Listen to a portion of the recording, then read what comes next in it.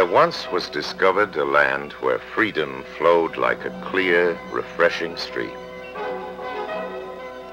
Word of this wondrous stream spread to places where the currents of freedom were weak and dying. Many who heard of the river longed to come and live in this new land, to refresh themselves in this stream, for they knew that the power of freedom was great, that it would renew their hope and replenish their energy. So they came and tasted the waters of freedom, were refreshed, and they said, "Here is the greatness of this land. So long as this stream flows strong and clear, our people will be filled with life and hope. Our land will bring forth a vigorous and abundant life. But if these waters cease to flow or lose their clarity, our land will decay and die." The new land prospered. The people tilled the soil and built great cities. Remarkable inventions and new ideas made life rich and joyous in this land of freedom. The people became content. How good to live in this most favored land. They grew proud. How well our hands have cultivated and built. Their pride grew and grew. They did not know that too much pride could blind them. They did not know that too much pride could make them arrogant, foolish. And so it happened that because they so coveted the river, they barred from it people who looked unfamiliar or talked differently, in the false belief that strangers were not deserving, little remembering that not long ago, they too were strangers. When new ideas were proposed, the people ridiculed them, but they were now afraid to change the old ways.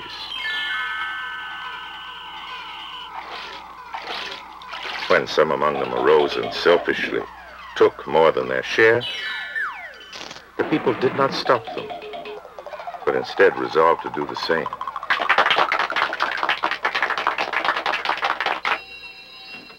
Instead of helping those who were ill and weak,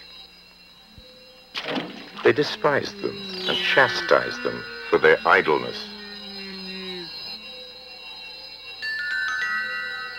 When a wise man stood up and said, "Look, the waters are beclouding," they could not see it, for their pride made them blind. And when he tried again to make them see, they shut him up, for his vision infuriated them. How could they act differently? They loved the stream as they remembered it, fresh and clear, and could not bear to look upon its decay. When the children, unblinded by old recollection, saw it too, they cried out, but their fathers called them ungrateful and punished them. And even as the river grew weak and muddy, glib leaders said it was strong and clear and must be sent to certain deserving lands. And the people believed them and allowed their precious little fluid to be spilled upon alien soil.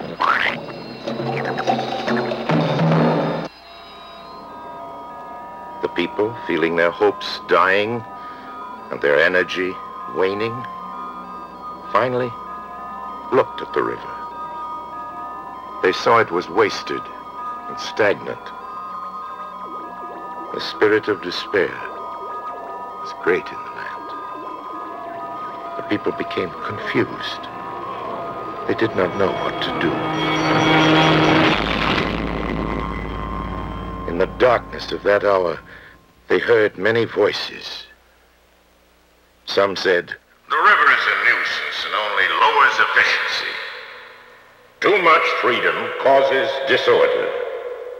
The people are not ready for the river of freedom. Perhaps later. We will stop the river and start it again. when it is sick. But other voices said, let us work to make the waters of freedom flow fresh and strong again. Where it has been fouled by our foolishness, it can be made clear by our wisdom. Where it has grown stagnant from our neglect, it can be kept fresh by our vigilance. And the people listening said, the life or death of the river of freedom is in our hands.